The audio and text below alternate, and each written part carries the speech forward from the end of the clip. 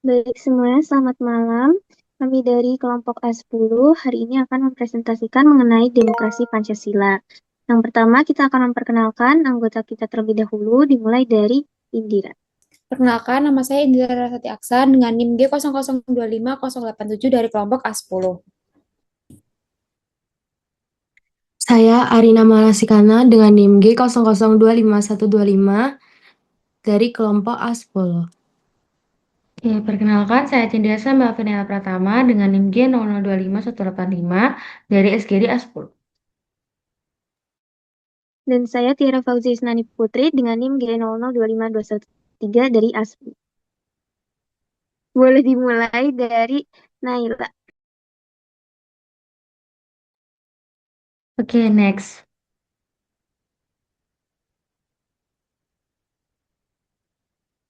Oke, pertama kita akan membahas dulu apa sih sebenarnya demokrasi Pancasila itu.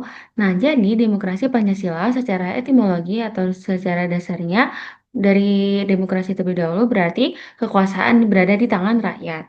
Nah, secara terminologi atau secara istilahnya berarti demokrasi Pancasila adalah sistem kedaulatan rakyat yang seluruh sendi pelaksanaannya wajib bersumber, dijiwai, dan dibatasi oleh nilai-nilai kelima sila Pancasila secara bulat dan utuh. Nah, tidak hanya berdasarkan pada sila Pancasila, tapi kekuasaan atau kedaulatan rakyat ini juga harus dibatasi oleh konstitusi, hukum, dan Pancasila tentunya. Oke, next. Nah, selanjutnya kita akan membahas tentang demokrasi Pancasila secara hukum. Pertama yaitu pasal 1 ayat 2 UUD 1945 yang berbunyi kedaulatan berada di tangan rakyat dan dilaksanakan menurut Undang-Undang Dasar. Nah, yang kedua, pasal 1 ayat 3 UUD 1945 yang berbunyi negara Indonesia adalah negara hukum. Nah, jadi dari pasal-pasal tersebut kita dapat mengambil suatu kutipan yaitu demokrasi tanpa hukum akan menjadi anarki, sementara hukum tanpa demokrasi akan menjadi tirani. Apa sih maksudnya?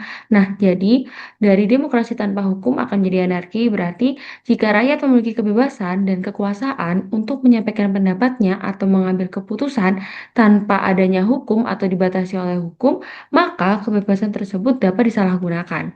Dan juga sebaliknya, apabila hukum dibuat dan dijalankan tanpa melibatkan rakyat atau tanpa menghormati hak-hak warga negara, maka hukum ini dapat dijadikan alat untuk mempertahankan kekuasaan. Oke, next. Nah, selanjutnya kita akan membahas perbedaan demokrasi kita, yaitu demokrasi Pancasila dengan negara lain. Salah satunya yaitu dengan demokrasi liberal atau demokrasi yang berada di negara-negara barat. Nah, perbedaan yang paling menonjol yaitu dari fokus utamanya. Kalau demokrasi liberal, dia lebih mementingkan kebebasan individu dan politik, sementara kita keseimbangan hak dan kewajiban.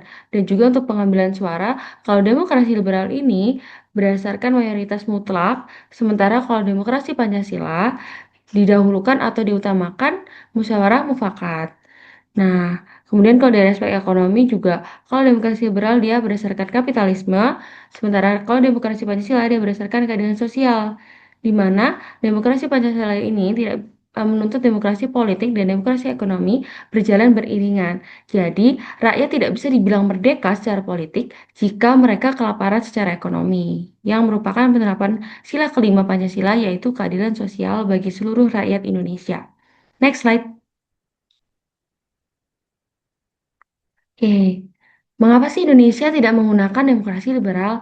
Nah, dari demokrasi liberal terlebih dahulu, dia berakar dari budaya barat yang sangat individualistik, yaitu menonjolkan kebebasan mutlak per orang. Sementara demokrasi di negara kita, yaitu demokrasi Pancasila, secara kodratnya menyesuaikan dengan sifat masyarakat kita, yaitu kolektivistik atau guyup yang mengutamakan kebersamaan. Jadi, para pendiri bangsa merumuskan demokrasi Pancasila karena masyarakat Indonesia memiliki karakter ini yang menjunjung musyawarah, gotong royong, persatuan, dan keseimbangan antara hak serta kewajiban. Oleh karena itu, demokrasi Indonesia dirancang bukan hanya untuk menjamin kebebasan politik, tapi juga untuk menjaga persatuan nasional dan mewujudkan keadilan sosial sebagaimana diamanatkan dalam Pancasila dan UUD NRI tahun 1945. Next slide.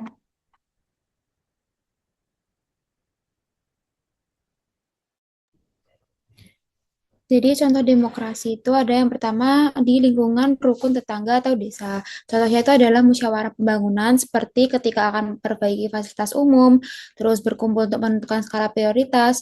Nah, keputusan itu diambil bukan berdasarkan siapa yang paling vokal, tapi berdasarkan kebutuhan yang paling mendesak bagi kepentingan bersama.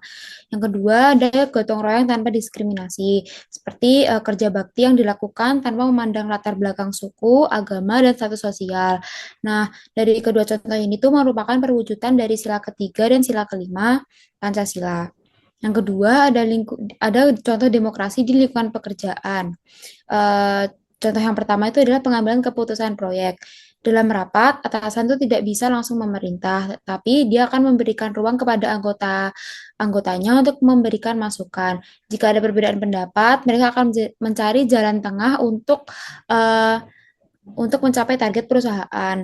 Yang kedua, ada menghargai hak rekan kerja. Kita dapat memberikan kesempatan pada rekan kerja untuk menyampaikan ide atau kritik. Nah, dua contoh tadi itu merupakan perwujudan Pancasila sila kedua. Yang ketiga, ada contoh demokrasi di lingkungan pergaulan bernegara.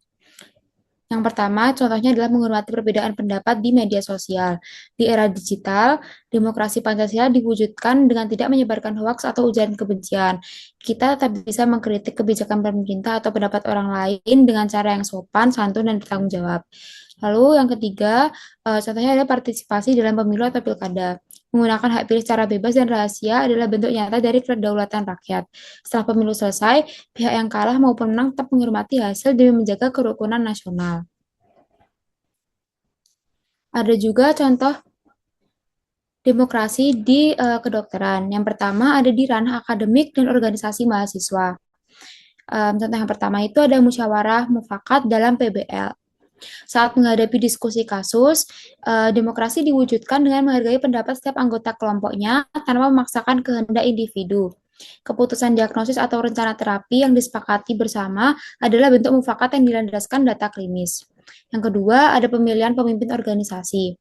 Proses pemilihan ketua organisasi di fakultas yang dilakukan secara jujur, adil, dan transparan, serta menghormati perbedaan pilihan tanpa memicu perpecahan. Ini mencerminkan sila keempat Pancasila. Yang kedua, ada di ranah praktik klinis dan etika kedokteran. Contoh yang pertama adalah informed consent, yaitu bentuk demokrasi dengan menghargai hak pasien sebagai rakyat untuk setuju atau menolak prosedur medis setelah mendapatkan penjelasan yang lengkap. Lalu ada pelayanan tanpa diskriminasi. Ini perwujudan dari sila kelima, yaitu ketika calon dokter berkomitmen memberikan pelayanan medis yang adil kepada siapapun tanpa memandang latar belakangnya. Yang ketiga, ada kolaborasi interprofesional, yaitu tim medis dapat mengambil keputusan klinis yang dilakukan melalui koordinasi dan diskusi.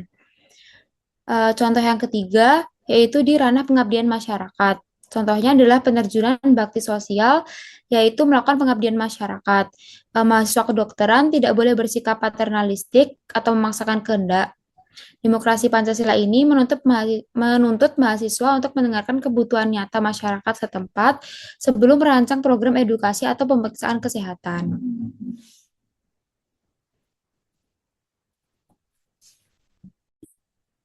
Baik, kemudian bagaimana realita dari demokrasi yang ada di Indonesia? Di Indonesia sendiri, saat ini demokrasi berada dalam fase regresi demokrasi atau flawed demokrasi. Boleh di next untuk contohnya.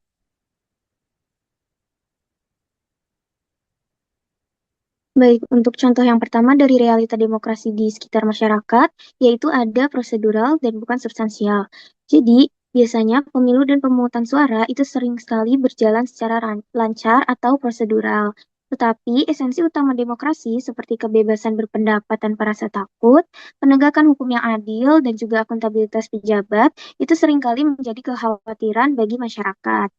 Boleh di next? Kemudian ada high cost politics, yaitu adalah panggung politik yang didominasi oleh elite yang memiliki modal besar, sehingga figur berintegritas tanpa modal seringkali tersingkir. Boleh di next?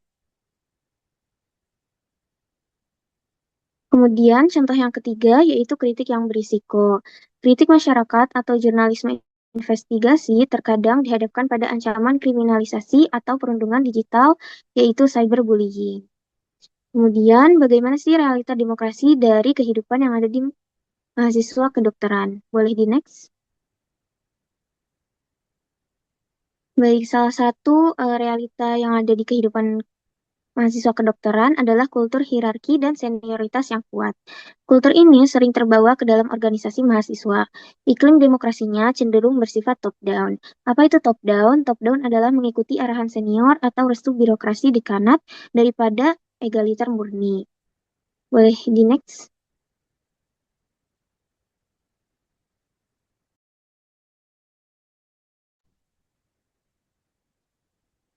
Oke, next. Oke, untuk demokrasi kita sebagai mahasiswa itu seperti apa? Yang pertama yaitu kampanye akademik dan publik mengadakan forum diskusi terbuka mengenai kebijakan kampus yang dinilai kurang adil, seperti sistem UKT atau uang kuliah tunggal atau fasilitas riset mahasiswa. Ini adalah wadah untuk melatih argumen berbasis data. Jadi, mahasiswa tuh menggunakan hak bersuara untuk mengkritisi kebijakan kampus yang dirasa kurang adil. Contohnya, transparansi penentuan golongan, uang kuliah tunggal atau UKT itu sendiri, dan tuntutan fasilitas riset. Cara yang digunakan harus elegan, yaitu bisa melalui forum diskusi terbuka dan berbasis data ilmiah, bukan sekedar protes tanpa sadar. Lalu yang kedua yaitu sistem keterwakilan Senat atau DPM. Mengawasi kinerja Dewan Perwakilan Mahasiswa, DPM, dan Badan Eksekutif Mahasiswa atau BEM. Gunakan hak suara untuk menuntut keterbukaan anggaran dan program kerja yang pro mahasiswa. Jadi, demokrasi dipraktikkan dengan cara mengawal jalannya roda organisasi kampus. Mahasiswa itu tidak boleh pasif setelah pemilu kampus atau pemira selesai. Mereka harus aktif menggunakan hak suaranya untuk menuntut keterbukaan anggaran, mengawasi kinerja para wakil mahasiswa di Senat atau DPM, dan memastikan program kerja BEM benar-benar pro mahasiswa. Lalu yang ketiga, aksi nyata dan kontrol sosial menyalurkan aspirasi rakyat melalui demonstrasi damai, penyusunan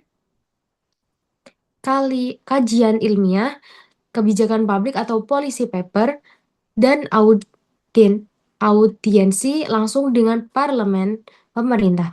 Demokrasi di luar kampus mewajibkan mahasiswa bertindak objektif, membawa fakta komparatif, dan bebas dari kepentingan partai politik praktis dimanapun. Ini adalah peran mahasiswa sebagai penyambung lidah rakyat ke pemerintah. Mahasiswa dapat melakukan demonstrasi damai, audiensi dengan parlemen, atau menyusun policy paper atau kajian ilmiah mengenai kebijakan publik. Syarat utamanya yaitu adalah gerakan ini tuh harus objektif dan berdasarkan fakta komparatif, lalu murni bebas dari tunggangan kepentingan partai politik praktis manapun. Next. Baik, demikian sesi pemaparan materi tentang demokrasi Pancasila dari kami SGDA 10. Setelah pemaparan ini, kami jadi tahu bahwa demokrasi bukan sekadar hal yang hanya dapat dipahami saja. Kami sangat berharap jika setelah pemaparan ini lebih banyak lagi yang sadar akan pentingnya demokrasi, baik itu di lingkungan kampus maupun di lingkungan manapun kita berada. Baik, setelah ini akan saya tutup untuk sesi presentasinya. Semoga pemaparan ini dapat bermanfaat dan terima kasih bagi yang telah menonton video ini dari awal hingga akhir.